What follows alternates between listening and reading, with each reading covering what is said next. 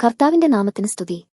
ദിവസവും ഈ ചാനൽ കേൾക്കുന്നതിലൂടെ നിങ്ങൾക്ക് ഒരു വർഷത്തിനുള്ളിൽ ബൈബിൾ വായിക്കാൻ കഴിയും. ദയവായി ഷെയർ, സബ്സ്ക്രൈബ് ഒപ്പം സപ്പോർട്ട് ചെയ്യുക. ഇന്നത്തെ ബൈബിൾ വാക്യങ്ങൾ: രാജാക്കന്മാർ 2 പുസ്തകം 23 അധ്യായം 1 മുതലുള്ള വാക്യങ്ങൾ. 2 രാജാക്കന്മാർ 23 അധ്യായം 1 മുതലുള്ള വാക്യങ്ങൾ. അനന്തരം രാജാവ് ആളയച്ചു. അവർ യഹൂദയിലും യെരുശലേമിലുമുള്ള എല്ലാ മൂപ്പന്മാരെയും അവന്റെ അടുക്കൽ കൂട്ടിവരുത്തി.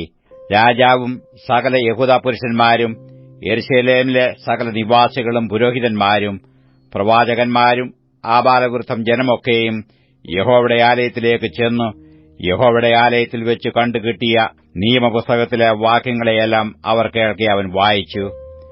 രാജാവ് തൂണിനരികെ നിന്നുകൊണ്ട് താൻ യഹോവയെ അനുസരിച്ച് നടക്കുകയും അവന്റെ കൽപ്പനകളും സാക്ഷ്യങ്ങളും ചട്ടങ്ങളും പൂർണ്ണ ഹൃദയത്തോടും പൂർണ്ണ മനസ്സോടും കൂടെ പ്രമാണിക്കുകയും ഈ പുസ്തകത്തിൽ എഴുതിയിരിക്കുന്ന നിയമത്തിന്റെ വാക്യങ്ങൾ നിവർത്തിക്കുകയും ചെയ്യാമെന്ന് യഹോവയുടെ മുമ്പാകെ ഒരു നിയമം ചെയ്തു. ജനമൊക്കെയും ഈ നിയമത്തിൽ യോജിച്ചു. രാജാവ് മഹാപുരോഹിതനായ ഹില്ക്കിയാവോടും 2 തരത്തിലുള്ള പുരോഹിതന്മാരോടും വാതിൽ കാക്കുന്നവരോടും ബാലിനും അശേരയ്ക്കും ആകാശത്തിലെ സർവ്വസൈന്യത്തിനും വേണ്ടി ഉണ്ടാക്കിയ ഉപകരണങ്ങളൊക്കെയും യഹോവയുടെ മന്ദിരത്തിൽ നിന്ന് പുറത്തു കൊണ്ടുപോകുവാൻ കൽപ്പിച്ചു. യെരുശലേമിന് പുറത്ത് കിദ്രോൻ പ്രദേശത്ത് വെച്ച് അവയെ ചുട്ടു ചാരം ബേഥേലിലേക്ക് കൊണ്ടുപോയി. യഹൂദാ പട്ടണങ്ങളിലും യെരുശലേമിന്റെ ചുറ്റുമുള്ള പൂജാഗിരികളിൽ ധൂപം കാട്ടുവാൻ യഹൂദ രാജാക്കന്മാർ നിയമിച്ചിരുന്ന പൂജാഗിരികളെയും ബാലിനും സൂര്യനും ചന്ദ്രനും ഗ്രഹങ്ങൾക്കും ആകാശത്തിലെ സർവ്വസൈന്യത്തിനും ധൂപം കാട്ടിയവരെയും അവൻ നീക്കിക്കളഞ്ഞു. അശേരാപ്രതിഷ്ഠയെയും അവൻ യഹോവയുടെ ആലയത്തിൽ നിന്ന് യെരുശലേമിന് പുറത്ത് കിദ്രോൻ തോട്ടിങ്കലേക്ക് കൊണ്ടുചെന്നു കിദ്രോൻ താഴ്വരയിൽ വെച്ച് ചുട്ടുപൊടിയാക്കി പൊടി സാമാന്യ ജനത്തിന്റെ ശവക്കുഴികളിന്മേൽ ഇട്ടുകളഞ്ഞു. സ്ത്രീകൾ അശേരയ്ക്ക് കൂടാരശീലകൾ നെയ്ത ഇടങ്ങളായി യഹോവയുടെ ആലയത്തിങ്കലുള്ള പുരുഷമൈഥുനക്കാരുടെ വീടുകളെയും അവൻ ഇടിച്ചുകളഞ്ഞു. അവൻ യഹൂദാ പട്ടണങ്ങളിൽ നിന്ന് സകല പുരോഹിതന്മാരെയും വരുത്തി ഗേബ മുതൽ ബെർശേബ വരെ പുരോഹിതന്മാർ ധൂപം കാട്ടിയിരുന്ന പൂജാഗിരികളെ അശുദ്ധമാക്കി. പട്ടണവാതിൽ പ്രവേശനത്തിങ്കൽ ഇടത്തുഭാഗത്ത് നഗരാധിപതിയായ യോശുവയുടെ വാതിൽക്കലുള്ള പടിവാതിലുകളുടെ പൂജാഗിരികളെയും അവൻ ഇടിച്ചുകളഞ്ഞു. എന്നാൽ പൂജാഗിരി പുരോഹിതന്മാർ യെരുശലേമിലുള്ള യഹോവയുടെ യാഗപീഠത്തിങ്കൽ കയറിയില്ല. അവർ തങ്ങളുടെ സഹോദരന്മാരുടെ കൂട്ടത്തിൽ പുളിപ്പില്ലാത്തപ്പം തിന്നതേയുള്ളൂ. ആരും തന്റെ മകനെയോ മകളെയോ മോലേക്കിന് അഗ്നിപ്രവേശം ചെയ്യിക്കാതിരിക്കേണ്ടതിന് ബെൻ ഹിന്നോം താഴ്വരയിലെ ദഹനസ്ഥലവും അവൻ അശുദ്ധമാക്കി. യഹോവയുടെ ആലയത്തിലേക്കുള്ള പ്രവേശനത്തിങ്കൽ വളപ്പിനകത്തുള്ള നാഥാൻ മേലക് എന്ന ഷണ്ണന്റെ അറയ്ക്കരികെ യഹൂദരാജാക്കന്മാർ സൂര്യന് പ്രതിഷ്ഠിച്ചിരുന്ന അശ്വബിംബങ്ങളെ അവൻ നീക്കി സൂര്യരഥങ്ങളെ തീയിലിട്ട് ചുട്ടുകളഞ്ഞു. യഹൂദ രാജാക്കന്മാർ ആഹാസിന്റെ മാളികയുടെ മേൽപ്പുരയിൽ ഉണ്ടാക്കിയിരുന്ന ബലിപീഠങ്ങളെയും മനശ്ശെ യഹോവയുടെ ആലയത്തിന്റെ 2 പ്രാകാരങ്ങളിലും ഉണ്ടാക്കിയിരുന്ന ബലിപീഠങ്ങളെയും രാജാവ് തകർത്തു. അവിടെ നിന്ന് നീക്കി അവയുടെ പൊടി കിദ്രോൻ തോട്ടിൽ ഇട്ടുകളഞ്ഞു. യെരുശലേമിനെതിരെ നാശപർവ്വതത്തിന്റെ വലത്തുഭാഗത്ത് ഇസ്രായേൽ രാജാവായ ശലോമോൻ സീദോന്യരുടെ മ്ലേച്ഛബിംബമായ അസ്തോരത്തിനും മോവാബ്യരുടെ മ്ലേച്ഛബിംബമായ കെമോശിനും അമ്മോന്യരുടെ മ്ലേച്ഛബിംബമായ മിൽക്കോമിനും പണിതിരുന്ന പൂജാഗിരികളെയും രാജാവ് അശുദ്ധമാക്കി. അവൻ വിഗ്രഹസ്തംഭങ്ങളെ തകർത്തു അശേര പ്രതിഷ്ഠകളെ വെട്ടിക്കളഞ്ഞു. അവ നിന്നിരുന്ന സ്ഥലങ്ങളെ മനുഷ്യാസ്ഥികൾ കൊണ്ട് നിറച്ചു. അത്രയുമല്ല, ഇസ്രായേലിനെക്കൊണ്ട് പാപം ചെയ്യിച്ച നെബാത്തിന്റെ മകനായ യൊരോബെയാം ബേഥേലിൽ ഉണ്ടാക്കിയിരുന്ന യാഗപീഠവും പൂജാഗിരിയും അവൻ ഇടിച്ചുകളഞ്ഞു. പൂജാഗിരി അവൻ ചുട്ടുപൊടിയാക്കി അശേര പ്രതിഷ്ഠയും ചുട്ടുകളഞ്ഞു. എന്നാൽ യോശിയാവ് തിരിഞ്ഞു നോക്കിയപ്പോൾ അവിടെ മലമേലുണ്ടായിരുന്ന കല്ലറകൾ കണ്ടിട്ട് ആളയച്ച് കല്ലറകളിൽ നിന്ന് അസ്ഥികളെ എടുപ്പിച്ചു. ഈ കാര്യം മുന്നറിയിച്ചിരുന്ന ദൈവപുരുഷൻ പ്രസ്താവിച്ച യഹോവയുടെ വചനപ്രകാരം ആ യാഗപീഠത്തിന്മേൽ ഇട്ടു ചുട്ടു അത് അശുദ്ധമാക്കി കളഞ്ഞു. ഞാൻ കാണുന്ന ഈ ജ്ഞാപകസ്തംഭം എന്ത് എന്നു അവൻ ചോദിച്ചു. അതിനു ആ പട്ടണക്കാർ അവനോട്, അത് യഹൂദയിൽ നിന്ന് വരികയും നീ ചെയ്തിരിക്കുന്ന കാര്യങ്ങളെ ബേഥേലിലെ യാഗപീഠത്തെക്കുറിച്ച് മുന്നറിയിക്കുകയും ചെയ്ത ദൈവപുരുഷന്റെ കല്ലറയാകുന്നുവെന്ന് പറഞ്ഞു. അപ്പോൾ അവൻ, അത് ഇരിക്കട്ടെ, അവന്റെ അസ്ഥികളെ ആരും അനക്കരുതെന്ന് കൽപ്പിച്ചു. അങ്ങനെ അവർ അവന്റെ അസ്ഥികളെയും ശമരിയിൽ നിന്ന് വന്ന പ്രവാചകന്റെ അസ്ഥികളെയും വിട്ടേച്ചു പോയി. യഹോവയെ കോപിപ്പിക്കേണ്ടതിന് ഇസ്രായേൽ രാജാക്കന്മാർ ശമരിയ പട്ടണങ്ങളിൽ ഉണ്ടാക്കിയിരുന്ന സകല പൂജാഗിരി ക്ഷേത്രങ്ങളെയും യോശിയാവ് നീക്കിക്കളഞ്ഞു. ബേഥേലിൽ അവൻ ചെയ്തതുപോലെയൊക്കെയും അവയോടും ചെയ്തു. അവൻ അവിടെയുള്ള പൂജാഗിരി പുരോഹിതന്മാരെയൊക്കെയും ബലിപീഠങ്ങളിന്മേൽ വെട്ടിക്കൊല്ലിക്കുകയും അവയുടെ മേൽ മനുഷ്യാസ്ഥികൾ ചുടുകയും ചെയ്തിട്ട് യെരൂശലേമിലേക്ക് മടങ്ങിപ്പോന്നു. അനന്തരം രാജാവ് സകല ജനത്തോടും, ഈ നിയമപുസ്തകത്തിൽ എഴുതിയിരിക്കുന്ന പ്രകാരം നിങ്ങളുടെ ദൈവമായ യഹോവയ്ക്ക് പെസഹ ആചരിപ്പീനെന്ന് കൽപ്പിച്ചു. യിസ്രായേലിന് ന്യായപാലനം ചെയ്തിരുന്ന ന്യായാധിപന്മാരുടെ കാലം മുതൽക്കും ഇസ്രായേൽ രാജാക്കന്മാരുടെയും യഹൂദ രാജാക്കന്മാരുടെയും കാലത്തും ഇതുപോലെ ഒരു പെസഹ ആചരിച്ചിട്ടില്ല. യോശിയ രാജാവിന്റെ 18-ാം ആണ്ടിൽ യെരൂശലേമിൽ യഹോവയ്ക്ക് ഈ പെസഹ ആചരിച്ചു. ഹില്ക്കിയ പുരോഹിതൻ യഹോവയുടെ ആലയത്തിൽ കണ്ടെത്തിയ പുസ്തകത്തിൽ എഴുതിയിരുന്ന ന്യായപ്രമാണത്തിന്റെ വാക്യങ്ങളെ നിവർത്തിപ്പാൻ തക്കവണ്ണം യോശിയാവ് വെളിച്ചപ്പാടന്മാരെയും ലക്ഷണം പറയുന്നവരെയും ഗ്രഹബിംബങ്ങളെയും മറ്റു വിഗ്രഹങ്ങളെയും യഹൂദദേശത്തും യെരൂശലേമിലും കണ്ട സകല മ്ലേച്ഛതകളെയും അശേഷം നശിപ്പിച്ചു കളഞ്ഞു. അവനെപ്പോലെ പൂർണ്ണ ഹൃദയത്തോടും പൂർണ്ണ മനസ്സോടും പൂർണ്ണ ശക്തിയോടും കൂടെ മോശെയുടെ ന്യായപ്രമാണപ്രകാരമൊക്കെയും യഹോവയെങ്കിലേക്ക് തിരിഞ്ഞ ഒരു രാജാവ് മുമ്പുണ്ടായിട്ടില്ല, പിമ്പ് ഒരുത്തൻ എഴുന്നേറ്റിട്ടുമില്ല. എങ്കിലും മനശ്ശെ യഹോവയെ കോപിപ്പിച്ച സകല കോപഹേതുക്കളും നിമിത്തം യഹൂദയുടെ നേരെ ജ്വലിച്ച തന്റെ മഹാകോപത്തിന്റെ ഉഗ്രതയെ യഹോവ വിട്ടുമാറാതെ, ഞാൻ ഇസ്രായേലിനെ നീക്കിക്കളഞ്ഞതുപോലെ യഹൂദയെയും എന്റെ സന്നിധിയിൽ നിന്ന് നീക്കുകയും ഞാൻ തിരഞ്ഞെടുത്ത ഈ യെരൂശലേം നഗരത്തെയും എന്റെ നാമം അവിടെ ഇരിക്കുമെന്ന് ഞാൻ അരുളി ചെയ്ത ആലയത്തെയും ത്യജിച്ചു കളയും എന്ന് യഹോവ കൽപ്പിച്ചു. യോശിയാവിന്റെ മറ്റുള്ള വൃത്താന്തങ്ങളും അവൻ ചെയ്തതൊക്കെയും യഹൂദ രാജാക്കന്മാരുടെ വൃത്താന്ത പുസ്തകത്തിൽ എഴുതിയിരിക്കുന്നുവല്ലോ. അവന്റെ കാലത്ത് മിസ്രയീം രാജാവായ ഫറവോൻ നെഖോ അശ്ശൂർ രാജാവിന്റെ നേരെ ഫ്രാത്ത് നദിക്ക് പുറപ്പെട്ടു. യോശിയ രാജാവ് അവന്റെ നേരെ ചെന്നു അവനെ കണ്ടിട്ട് മെഗദോവിൽ വെച്ച് കൊന്നുകളഞ്ഞു. അവന്റെ ഭൃത്യന്മാർ മരിച്ചുപോയവനെ രഥത്തിൽ കയറ്റി മെഗദോവിൽ നിന്ന് യെരൂശലേമിലേക്ക് കൊണ്ടുവന്ന് അവന്റെ സ്വന്തം കല്ലറയിൽ അടക്കം ചെയ്തു. പിന്നെ ദേശത്തെ ജനം യോശിയാവിന്റെ മകനായ യഹോവാഹാസിനെ കൂട്ടിക്കൊണ്ടുവന്നു അഭിഷേകം കഴിപ്പിച്ചു അവന്റെ അപ്പന് പകരം രാജാവാക്കി. യഹോവാഹാസ് വാഴ്ച തുടങ്ങിയപ്പോൾ അവൻ 23 വയസ്സായിരുന്നു. അവൻ 3 മാസം യെരൂശലേമിൽ വാണു.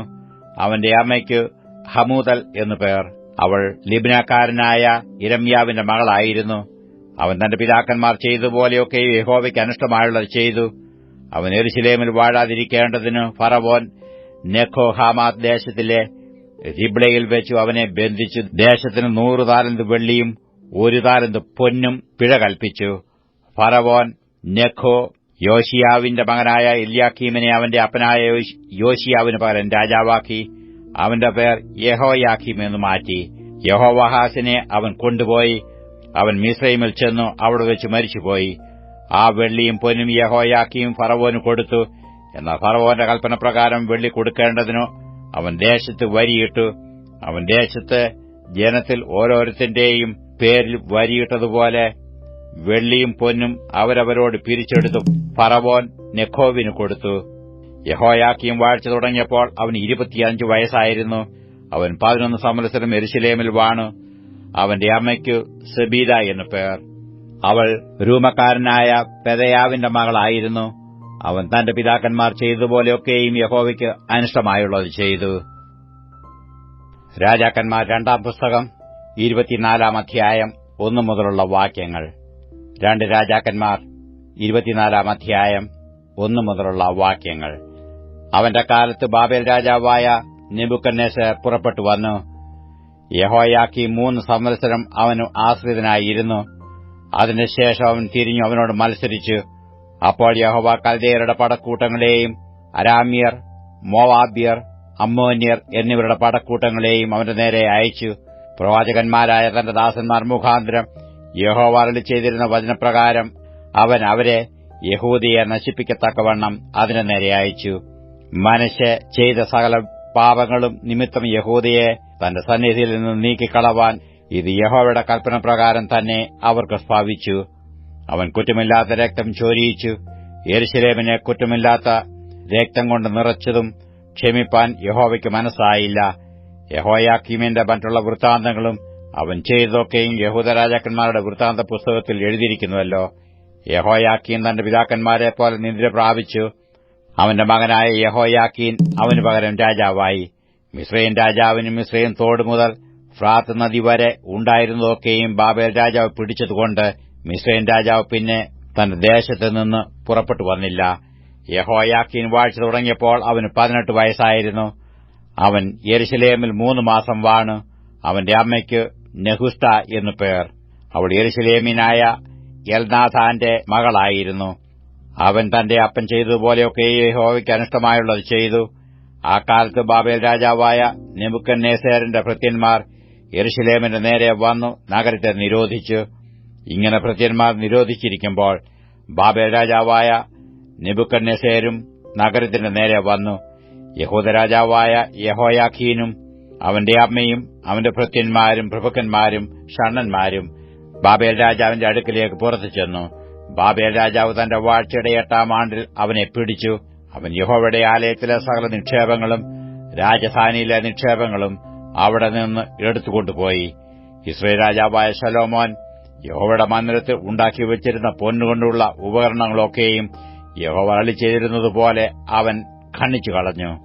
എല്ലാ യെരുശലേമ്യരെയും സകല പ്രഭുക്കന്മാരും സകല പരാക്രമശാലികളും ആയി 10,000 പേരെ എല്ലാ ആശാരിമാരെയും കൊല്ലന്മാരെയും അവൻ ബദ്ധരാക്കി കൊണ്ടുപോയി. ദേശത്ത് എളിയ ജനം മാത്രമല്ലാതെ ആരും ശേഷിച്ചിരുന്നില്ല. യെഹോയാഖീനെ അവൻ ബാബേലിലേക്ക് കൊണ്ടുപോയി.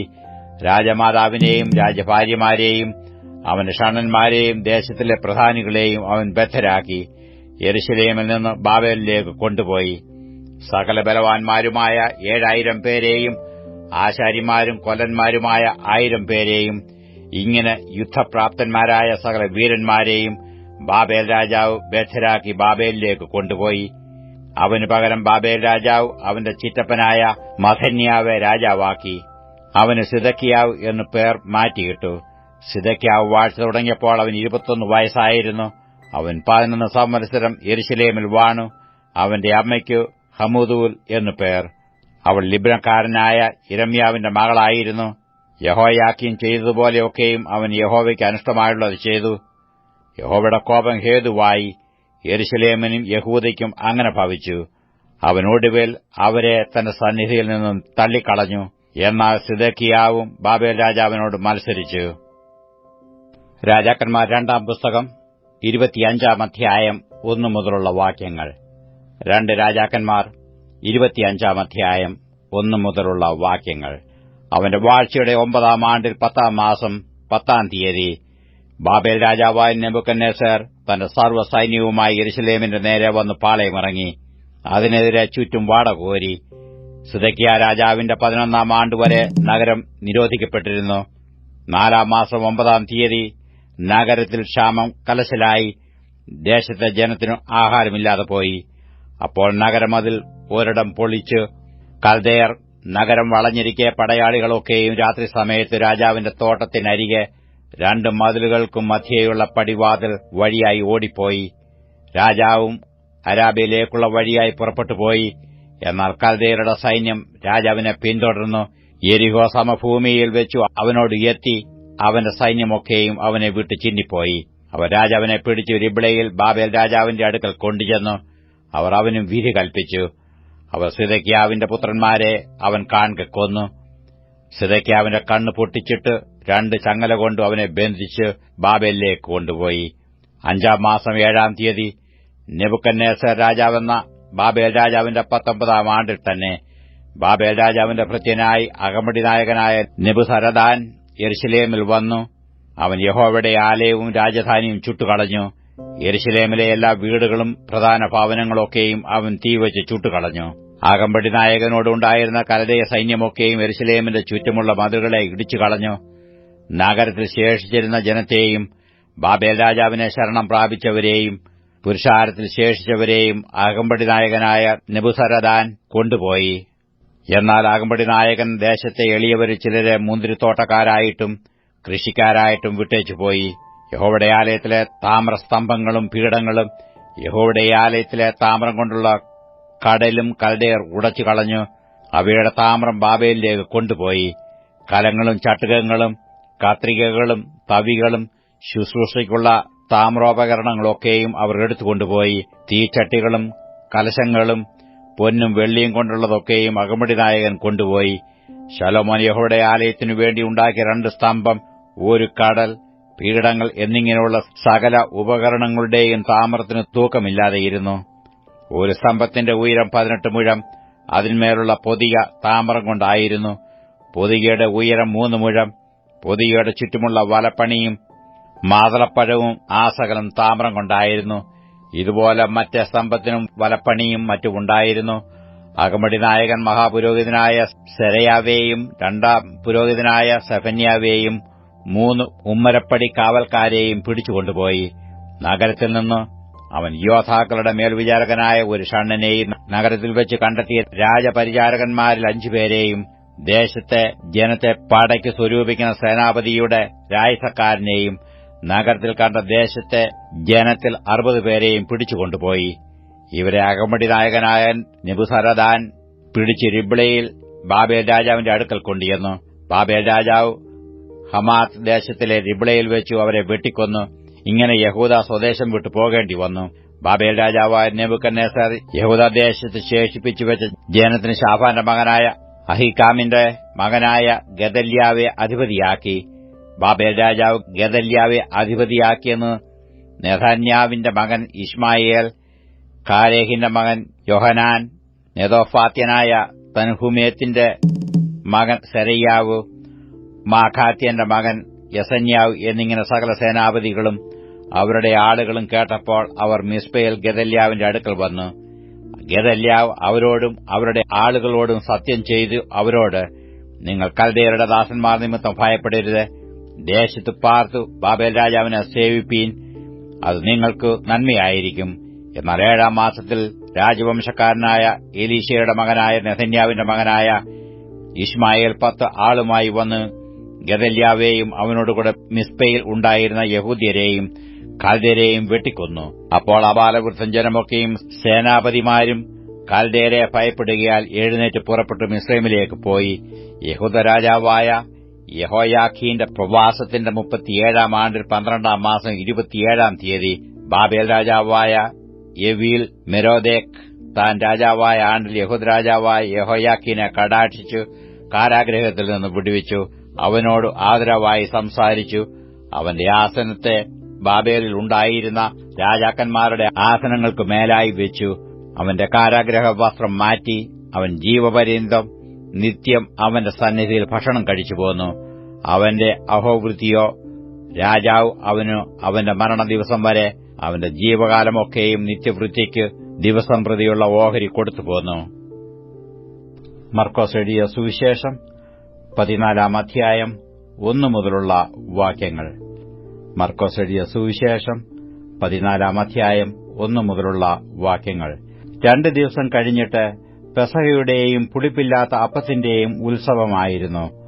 അപ്പോൾ മഹാപുരോഹിതന്മാരും ശാസ്ത്രിമാരും അവനെ ഉപായത്തിൽ പിടിച്ചു കൊല്ലേണ്ടതിന് എങ്ങനെ എന്ന് അന്വേഷിച്ചു. ജനത്തിൽ കലഹം ഉണ്ടാകാതിരിപ്പാൻ ഉത്സവത്തിൽ അരുതേ എന്ന് അവർ പറഞ്ഞു. അവൻ ബഥാനിയിൽ കുഷ്ഠരോഗിയായ ശിമോന്റെ വീട്ടിൽ പന്തിയിലിരിക്കുമ്പോൾ ഒരു സ്ത്രീ ഒരു വെൺകൽ ഭരണി വിലയേറിയ സ്വച്ഛജടമാംസി തൈലവുമായി വന്നു ഭരണി പൊട്ടിച്ചു അവന്റെ തലയിൽ ഒഴിച്ചു. അവിടെ ചിലർ, തൈലത്തിന്റെ ഈ വെറും ചിലവ് എന്തിന്? ഇത് 300-ൽ അധികം വെള്ളിക്കാശിന് വിറ്റു ദരിദ്രർക്ക് കൊടുപ്പാൻ കഴിയുമായിരുന്നല്ലോ എന്നിങ്ങനെ ഉള്ളിൽ നീരസപ്പെട്ടു അവളെ ഭർഷിച്ചു. എന്നാൽ യേശു, ഇവളെ വിടുവീൻ, അവളെ അസഹ്യപ്പെടുത്തുന്നത് എന്ത്? അവൾ എങ്കൽ നല്ല പ്രവൃത്തിയല്ലോ ചെയ്തത്. ദരിദ്രർ നിങ്ങൾക്ക് എല്ലായ്പ്പോഴും അടുക്കയുണ്ടല്ലോ. ഇച്ഛിക്കുമ്പോൾ അവർക്ക് നന്മ ചെയ്യുവാൻ നിങ്ങൾക്ക് കഴിയും. ഞാനോ എല്ലായ്പ്പോഴും നിങ്ങളോടുകൂടെ ഇരിക്കയില്ല. അവൾ തന്നാൽ ആവത് ചെയ്തു. കല്ലറയിലെ അടക്കത്തിനായി എന്റെ ദേഹത്തിനു മുമ്പുകൂട്ടി തൈലം തേച്ചു.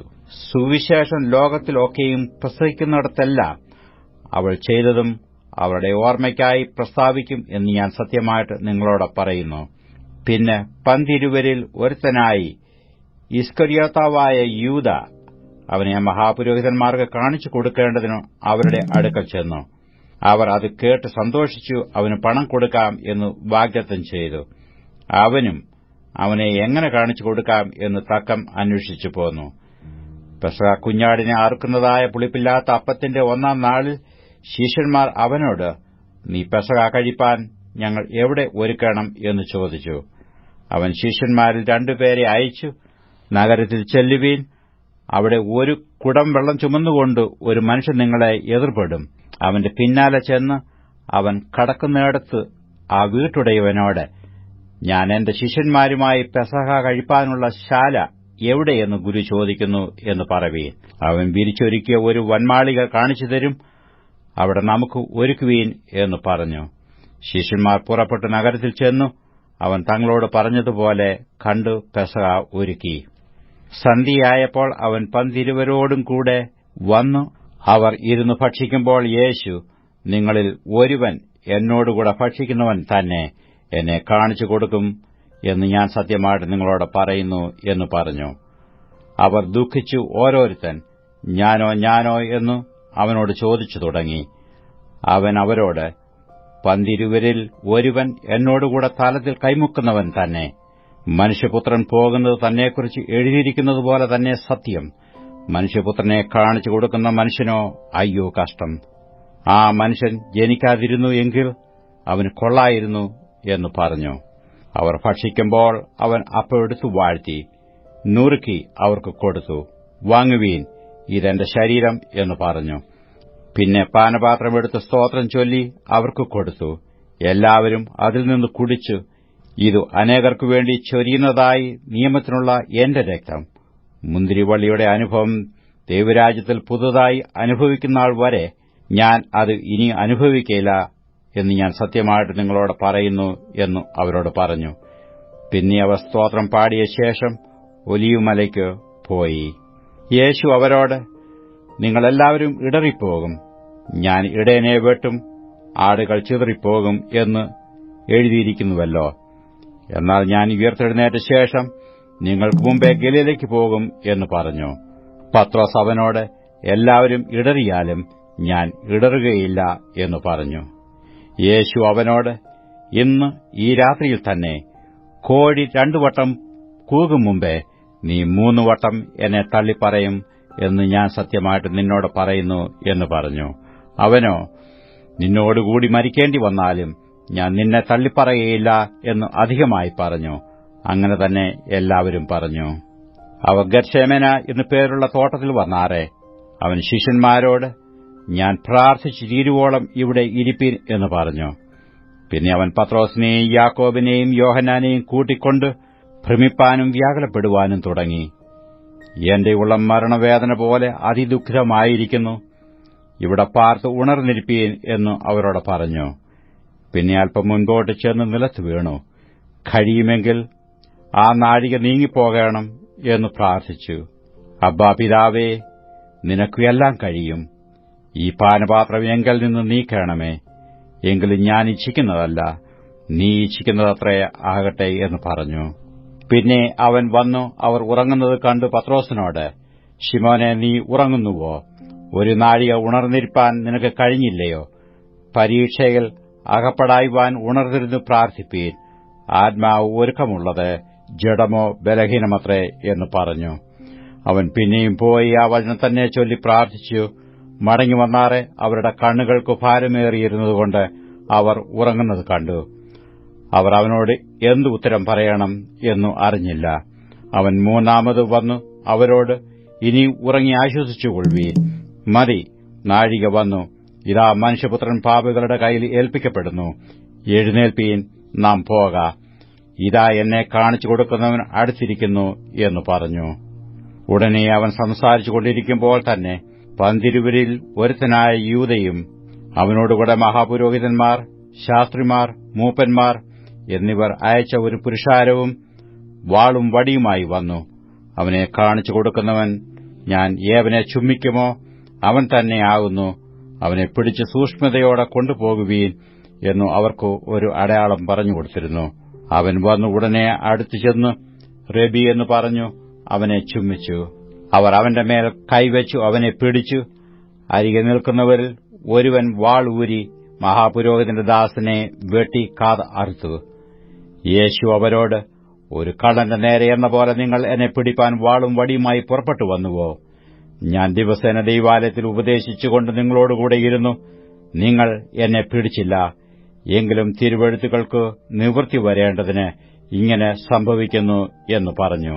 ശിഷ്യന്മാർ എല്ലാവരും അവനെ വിട്ടു ഓടിപ്പോയി.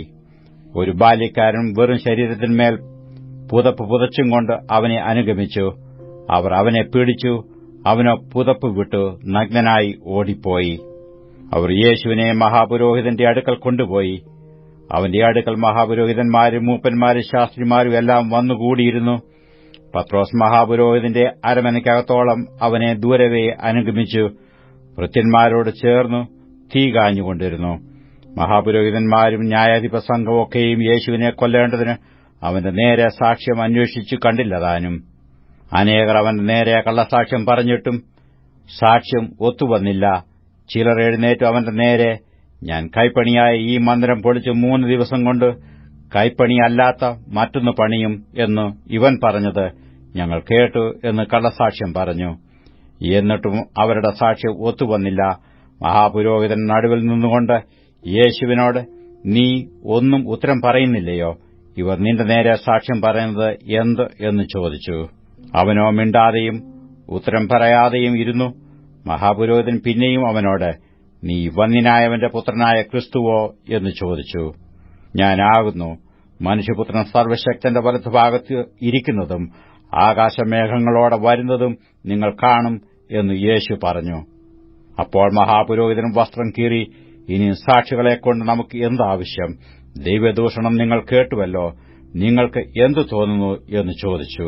അവൻ മരണയോഗ്യൻ എന്ന് എല്ലാവരും വിധിച്ചു. ചിലർ അവനെ തുപ്പുകയും അവന്റെ മുഖം മൂടി അവനെ മുഷ്ടി ചുരുട്ടി കുത്തുകയും പ്രവചിക്ക എന്നു അവനോട് പറയുകയും ചെയ്തു തുടങ്ങി. ചേവകർ അവനെ അടിച്ചും കൊണ്ട് കൈയേറ്റു. പത്രോസ് താഴെ നടുമുറ്റത്ത് ഇരിക്കുമ്പോൾ മഹാപുരോഹിതന്റെ ബാല്യക്കാരത്തികളിൽ ഒരുത്തി വന്നു. പത്രോസ് തീ കായുന്നത് കണ്ട് അവനെ നോക്കി, നീയും ആ നസ്രായനായ യേശുവിനോടുകൂടെ ആയിരുന്നു എന്ന് പറഞ്ഞു. നീ പറയുന്നത് തിരിയുന്നില്ല, ബോധ്യമാകുന്നതുമില്ല എന്നിങ്ങനെ അവൻ തള്ളിപ്പറഞ്ഞു. പടിപ്പുരയിലേക്ക് പുറപ്പെട്ടപ്പോൾ കോഴി കൂകി. ആ ബാല്യക്കാരത്തി അവനെ പിന്നെയും കണ്ടു സമീപത്ത് നിൽക്കുന്നവരോട്, ഇവൻ ആ കൂട്ടരിൽ ഉള്ളവൻ തന്നെ എന്ന് പറഞ്ഞു തുടങ്ങി. അവൻ പിന്നെയും തള്ളിപ്പറഞ്ഞു. കുറെ നേരം കഴിഞ്ഞിട്ടു അരികെ നിന്നവർ പത്രോസിനോട്, നീ ആ കൂട്ടരിൽ ഉള്ളവൻ സത്യം ഗലീലക്കാരനല്ലോ എന്ന് പറഞ്ഞു. നിങ്ങൾ പറയുന്ന മനുഷ്യനെ ഞാൻ അറിയുന്നില്ല എന്ന് അവൻ പ്രാകുവാനും ആണയിടുവാനും തുടങ്ങി. ഉടനെ കോഴി രണ്ടാമതും കൂകി. കോഴി 2 വട്ടം കൂകും മുമ്പേ നീ 3 വട്ടം എന്നെ തള്ളിപ്പറയുമെന്ന് യേശു തന്നോട് പറഞ്ഞ വാക്കു പത്രോസ് ഓർത്തു. അതിനെക്കുറിച്ച് വിചാരിച്ചു കരഞ്ഞു. സദൃശവാക്യങ്ങൾ 18-ാം അധ്യായം 1 മുതലുള്ള വാക്യങ്ങൾ. സദൃശവാക്യങ്ങൾ 18-ാം അധ്യായം 1 മുതലുള്ള വാക്യങ്ങൾ. കൂട്ടം വിട്ടു നടക്കുന്നവൻ സ്വേച്ഛയെ അന്വേഷിക്കുന്നു. സകല ജ്ഞാനത്തോടും അവൻ കയർക്കുന്നു. തന്റെ മനസ്സ് വെളിപ്പെടുത്തുന്നതിൽ അല്ലാതെ മൂഢന് ബോധം ഇഷ്ടമല്ല. ദുഷ്ടനോടുകൂടെ അപമാനവും ദുഷ്കീർത്തിയോടുകൂടെ നിന്ദയും വരുന്നു. മനുഷ്യന്റെ വായിലെ വാക്ക് ആഴമുള്ള വെള്ളവും ജ്ഞാനത്തിന്റെ ഉറവ് ഒഴുക്കുള്ള തോടുമാകുന്നു. നീതിമാനെ ന്യായവിസ്താരത്തിൽ തോൽപ്പിക്കേണ്ടതിന് ദുഷ്ടന്റെ പക്ഷം പിടിക്കുന്നത് നന്നല്ല. മൂഢന്റെ അധരങ്ങൾ വഴക്കിന് ഇടയാക്കുന്നു. അവന്റെ വായ് തല്ലു വിളിച്ചു വരുത്തുന്നു. മൂഢന്റെ വായ് അവന് നാശം, അവന്റെ അധരങ്ങൾ അവന്റെ പ്രാണന് കണി. ഏഷണക്കാരന്റെ വാക്ക് സ്വാദുഭോജനം പോലെ ഇരിക്കുന്നു, അത് വയറ്റിന്റെ അറകളിലേക്ക് ചെല്ലുന്നു. വേലയിൽ മടിയനായവൻ മുടിയന്റെ സഹോദരൻ. യഹോവയുടെ നാമം ബലമുള്ള ഗോപുരം, നീതിമാൻ അതിലേക്ക് ഓടിച്ചെന്ന് അഭയം പ്രാപിക്കുന്നു. ധനവാന് തന്റെ സമ്പത്ത് ഉറപ്പുള്ള പട്ടണം, അതും അവന് ഉയർന്ന മതിലായി തോന്നുന്നു. നാശത്തിനു മുമ്പേ മനുഷ്യന്റെ ഹൃദയം നിഗളിക്കുന്നു, മാനത്തിനു മുമ്പേ താഴ്മ. കേൾക്കും മുമ്പേ ഉത്തരം പറയുന്നവന് അത് ഭോഷത്വവും ലജ്ജയുമായിത്തീരും. പുരുഷന്റെ ധീരത അവന്റെ ദീനത്തെ സഹിക്കും, തകർന്ന മനസ്സിനെയോ ആർക്ക് സഹിക്കാം?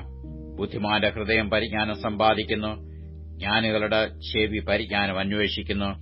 മനുഷ്യൻ വെക്കുന്ന കാഴ്ചയാൽ അവന് പ്രവേശനം കിട്ടും, അവൻ മഹാന്മാരുടെ സന്നിധിയിൽ ചെല്ലുവാൻ ഇടയാകും. തന്റെ അന്യായം ആദ്യം ബോധിപ്പിക്കുന്നവൻ നീതിമാനെന്ന് തോന്നും, എന്നാൽ അവന്റെ പ്രതിയോഗി വന്നു അവനെ പരിശോധിക്കും. ചീട്ട് തർക്കങ്ങളെ തീർക്കുകയും ബലവാന്മാരെ തമ്മിൽ വേർപെടുത്തുകയും ചെയ്യുന്നു. ദ്രോഹിക്കപ്പെട്ട സഹോദരൻ ഉറപ്പുള്ള പട്ടണത്തേക്കാൾ ദുർജയനാകുന്നു. അങ്ങനെയുള്ള പിണക്കം അരമനയുടെ ഓടാമ്പൽ പോലെ തന്നെ. വായുടെ ഫലത്താൽ മനുഷ്യന്റെ ഉദരം നിറയും, അധരങ്ങളുടെ വിളവുകൊണ്ട് അവന് തൃപ്തി വരും. മരണവും ജീവനും നാവിന്റെ അധികാരത്തിലിരിക്കുന്നു. അതിൽ ഇഷ്ടപ്പെടുന്നവർ അതിന്റെ ഫലം അനുഭവിക്കും. ഭാര്യയെ കിട്ടുന്നവന് നന്മ കിട്ടുന്നു, യഹോവയോട് പ്രസാദം ലഭിച്ചുമിരിക്കുന്നു. ദരിദ്രൻ യാചനാരീതിയിൽ സംസാരിക്കുന്നു, ധനവാനോ കഠിനമായി ഉത്തരം പറയുന്നു. വളരെ സ്നേഹിതന്മാരുള്ള മനുഷ്യന് നാശം വരും, എന്നാൽ സഹോദരനേക്കാളും പറ്റുള്ള സ്നേഹിതന്മാരുമുണ്ട്.